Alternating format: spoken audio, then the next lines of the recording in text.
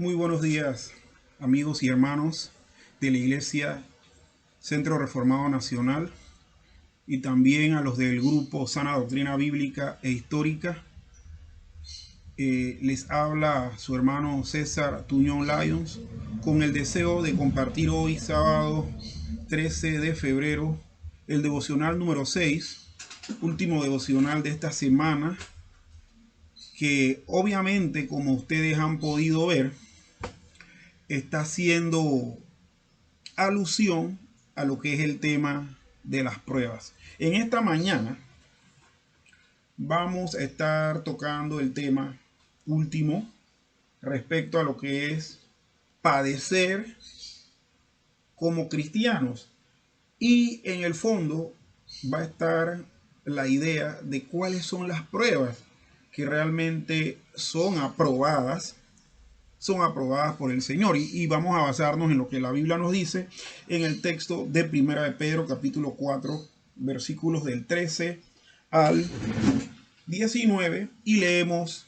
de la siguiente manera: Amados, no os sorprendáis del fuego de prueba que os ha sobrevenido, como si alguna cosa extraña os aconteciese, sino gozaos por cuanto sois participantes de los padecimientos de Cristo, para que también en la revelación de su gloria os gocéis con gran alegría. Si sois vituperados por el nombre de Cristo, sois bienaventurados, porque el glorioso Espíritu de Dios reposa sobre vosotros. Ciertamente, de parte de ellos, Él es blasfemado, pero por vosotros es glorificado. Así que ninguno de vosotros padezca como homicida, o ladrón, o malhechor, o por entremeterse en lo ajeno. Pero si alguno padece como cristiano, no se avergüence, sino glorifique a Dios por ello, porque es tiempo de que el juicio comience por la casa de Dios, y si primero comienza por nosotros, ¿cuál será el fin de aquellos que no obedecen al Evangelio de Dios? Y si el justo con dificultad se salva, ¿en dónde aparecerá el impío y el pecador? De modo que los que padecen según la voluntad de Dios encomienden sus almas al fiel Creador y hagan el bien. He aquí lo que estamos precisamente planteando, mis estimados hermanos, en esta mañana. El texto nos habla de que no nos debemos sorprender de la ola de pruebas, que el fuego de prueba que os ha sobrevenido. En el contexto de Primera de Pedro, esta carta se le está enviando a unos destinatarios que estaban esparcidos por todo un amplio territorio del Imperio Romano, y estos cristianos habían sido deportados. Y quiero que me acompañen al capítulo 1, versículo 1, en donde Pablo, en su salutación a esos hermanos, de una vez identifica la situación por la que están pasando. Y miren lo que dice: Pedro, apóstol de Jesucristo, a los expatriados de la dispersión en el Ponto, Galacia, Capadocia, Asia y Bitinia, elegidos según la presencia de Dios Padre en santificación del Espíritu, para obedecer y ser rociados con la sangre de Jesucristo. Gracia y paz os sean multiplicadas. Aquí vemos a quienes se le destina estas palabras. Estos que están pasando por el fuego de prueba son gente que fueron dispersados precisamente en provincias romanas que eran parte de la península de Anatolia, hoy país conocido como Turquía. Y la historia de por qué eso pasó a manos turcas otomanas vamos a verla en otra ocasión, pero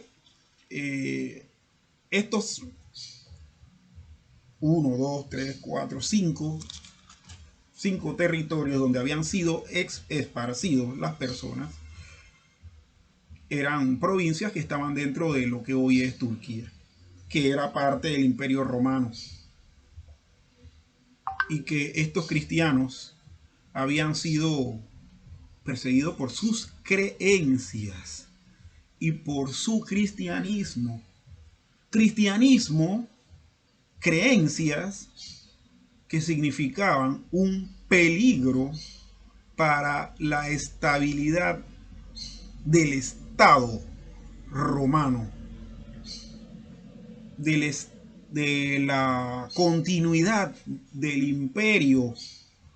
¿Por qué, mis estimados hermanos? Porque entre muchas cosas, al César se le reconocía como el Curios o el Señor en lengua griega, Curios, el Señor. Y ante el César Señor había que inclinarse y darle reverencia y además de eso un tipo de adoración, cosa que los cristianos no estaban dispuestos a dar. Y es por esa razón, mis estimados, que Pedro empieza diciendo: no os sorprendáis del fuego de prueba que os ha sobrevenido, como si alguna cosa extraña os aconteciese. En primer lugar, no es extraño que a los cristianos les vengan pruebas, porque como tampoco era extraño para ellos en ese tiempo, por la persecución, por sus creencias, de igual manera hoy pasa lo mismo. Nuestras creencias son ofensivas, nuestras creencias son peligrosas, nuestras creencias incomodan. Y cuando uno lo dice abiertamente, somos sometidos a persecución, a expatriación y en el peor de los casos a muerte. Si no, veamos las situaciones que están pasando los cristianos en Medio Oriente, sobre todo en países de política islámica radical como Siria, como Irak, como Irán, y en los demás países árabes el cristianismo es permitido con restricciones. Uno no puede, por ejemplo, en Arabia Saudita y en ninguno de los otros países más radicales, ir al parque con un megáfono y proclamar el evangelio de Cristo, porque al islámico eso le molesta, le es incómodo, porque la única religión que puede decir abiertamente que es la verdad y que todo el resto de la humanidad son una partida de pecadores e impíos es el Islam. De igual manera, incomoda políticamente, y no es extraño que en países como China, Corea del Norte, y estoy escuchando que también en Colombia, por el aspecto de la guerrilla, los guerrilleros se han metido con muchos cristianos, porque los cristianos le han dicho frontalmente que ellos están destruyendo la vida de las personas y les han pedido en el nombre del Señor que se arrepientan. ¿Y qué hacen? Los guerrilleros los secuestran y los matan. Pero aquí en este texto también se está desarrollando otra idea, que debemos padecer como cristianos y no como malhechores, porque a los que hacen el mal de manera general, ya sea que roben, maten, trafiquen drogas, hagan tráfico humano, etcétera, se les persigue y se les aflige, pero no es una aflicción producto del ejercicio de la creencia en Cristo y de querer propagar el evangelio, sino que es una aflicción que el Estado, los gobiernos humanos le están dando porque están dañando a la sociedad. Y entonces le dicen: no sean ustedes afligidos o padezcan como malhechores, porque si alguno de vosotros padece como homicida o ladrón o malhechor o por entremeterse en lo ajeno, pero si alguno padece como cristiano, no se avergüence, sino que glorifique a Dios por ello. Padecer, ser perseguido, afligido, tener pruebas por ser un delincuente es justo. pero el ser perseguido por poner el nombre de Dios en alto y propagar el evangelio de manera clara y por poner muchas veces el dedo en la llaga es lo que no nos debe llevar a avergonzarnos como si fuésemos delincuentes, porque Dios es glorificado en ello. Hermano, y nosotros sabemos que cada una de nuestras aflicciones van a ser vengadas. El Señor va a juzgar a aquellos que persiguieron a la iglesia, a los cristianos que aman al Señor y que tienen en poco su vida, porque para ellos es importante el reino. El apóstol Pedro también dice que sí, que es importante que el juicio comience en casa. Y también el ser perseguido, afligido como cristiano es una forma de juicio, pero no condenatorio, o una forma de juicio purificador para la iglesia. Los momentos históricos que ya estén registrados en la Biblia o no, en donde la iglesia ha sido perseguida y afligida, ha sido un momento permitido por Dios para que la iglesia reconozca que ha estado dirigiéndose en una dirección equivocada, ha estado perdiendo el norte y regrese. De hecho, en los momentos de aflicción fuerte que la iglesia ha tenido a lo largo de la historia, es cuando más crecimiento ha tenido la causa de Cristo entre los seres humanos, cuando más personas han abrazado la fe. El Imperio Romano, queriendo eliminar a este movimiento religioso de origen judío, pero molesto e incómodo, dedicó muchas de sus fuerzas y recursos para exterminarlo. Y primero cayó el Imperio Romano y el cristianismo todavía sigue en pie. Hoy en día gobiernos absolutistas, ateos, como el de China, el del Partido Comunista Chino y el de Corea del Norte, por decir algo, queriendo taparle la boca, queriendo modificar la usanza y costumbre y aún hasta la doctrina de la iglesia que está entre ellos, ha perdido la guerra y no ha podido perpetrarlo. Cierra iglesias, derrumba edificios donde se reúnen la gente a adorar, pero igual el movimiento cristiano sigue propagando la fe de Cristo. Al final dice el versículo 19 que de modo que los que padecen según la voluntad de Dios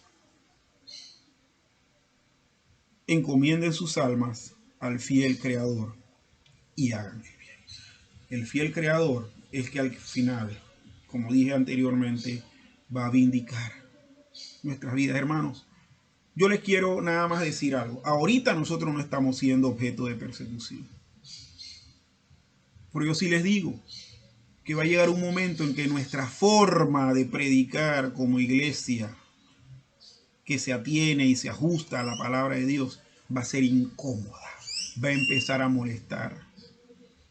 Y ahí donde usted y yo vamos posiblemente a ser objeto de persecución. Mis estimados hermanos, no nos debe sorprender el fuego de prueba que nos ha sobrevenido si es que estamos en esta situación. Pero también debemos saber que ninguno de nosotros debe padecer como homicida o ladrón o malhechor o por entrometerse en lo ajeno o con cualquier otro pecado, sino que padezca como cristiano sin vergüenza, sin avergonzarse, mejor dicho, para que no se entienda mal eso de sinvergüenza, sin avergonzarse, porque esto glorifica a Dios. Y el fiel Creador va a tomar nuestra causa y nos va a vindicar. Oremos, hermano. Señor y Padre bueno, te damos las gracias por esta oportunidad que nos das de poder meditar en esto. Señor, quizás muchos ven el cristianismo, relacionarse, reunirse en cultos y reuniones como un refugio para muchos de sus problemas. Pero Señor, sabemos que el ejercer, el vivir el cristianismo de manera correcta, bíblica, tal cual como tú lo planteas en tu palabra y como lo dijo Jesús, que el que quiera venir en pos de mí, niéguese a sí mismo, tome su cruz cada día y sígame, va precisamente a experimentar más problemas por parte de los enemigos de Dios, de los que odian a Dios y por consiguiente los que odian a sus seguidores, a sus discípulos, a sus hijos. Te pedimos, Señor, que tú nos guardes del mal y que en medio de cualquier tipo de persecución, situación, aflicción que tengamos que padecer, nosotros encomendemos nuestras almas a ti. Tú permitas que la propagación de tu evangelio siga y permanezca y que nosotros, de sobrevivir a todo esto, sigamos haciendo el bien. Gracias, mi Señor, en Cristo Jesús. Amén. Señor, me los bendiga muy ricamente.